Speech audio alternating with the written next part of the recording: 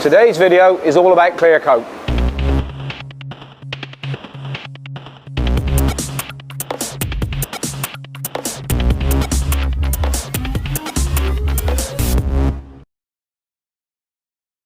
Based on the comments you've given us after watching our YouTube videos, we want to spend today looking at clear coat, and more specifically, application of our VOC high solids clears.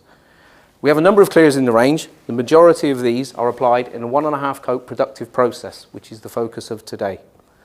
Irrespective of whichever one you use, they all share the same method, but they have slightly different behaviour.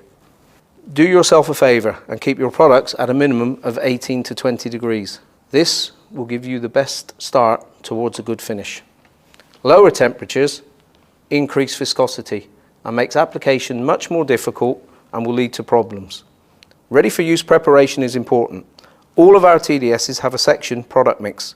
Look at this and choose a suitable setting which is best for the job. Now for the emotional part. Which spray gun and what setup to use.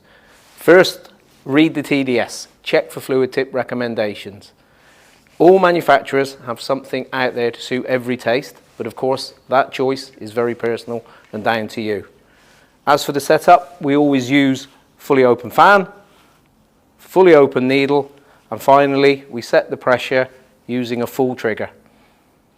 In the beginning, I mentioned that our focus today is on the 1.5 coat process, and I got to say, over the last 20 years I've seen a lot of different interpretations of this. So let's go back to basics. Let me take you through it step by step. Before I apply the clear on the car, let's take a look at this. A lot of people apply this first half coat incorrectly, using a so-called kind of grip coat, as we used to call it. This is wrong. What we're actually looking for is a thin and closed half coat to have this kind of appearance. Now to achieve this, what I need to do is to come closer to the object and spray at a faster speed. Without waiting for a flash off, I finish the process applying a full coat at a normal speed and distance. Now if my first half coat is thin and closed like I've described to you, it makes the application of my full coat much easier. If not, the tendency is that I'll need to overload that full coat, and that only leads to one thing, as we know. So that's the theory. Let's put it into practice.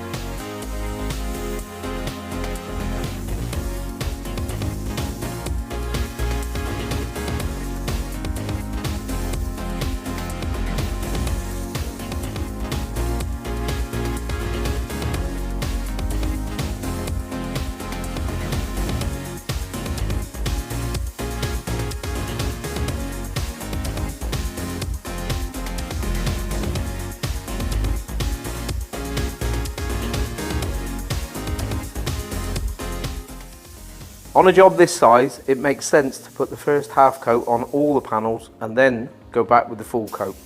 When I'm doing a larger job, I like to break it down into sections and finish each as I go, staggering the overlaps to avoid overloading.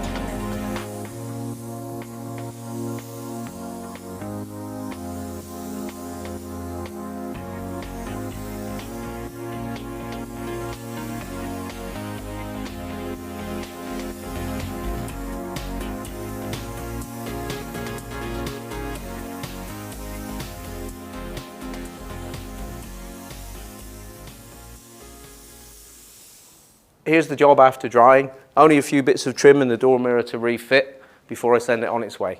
Now, let's have a recap. Read the TDS, paying particular attention to the product mix section. Set your gun up correctly. Remember, it is impossible to set air pressure using your ear. You must use a gauge.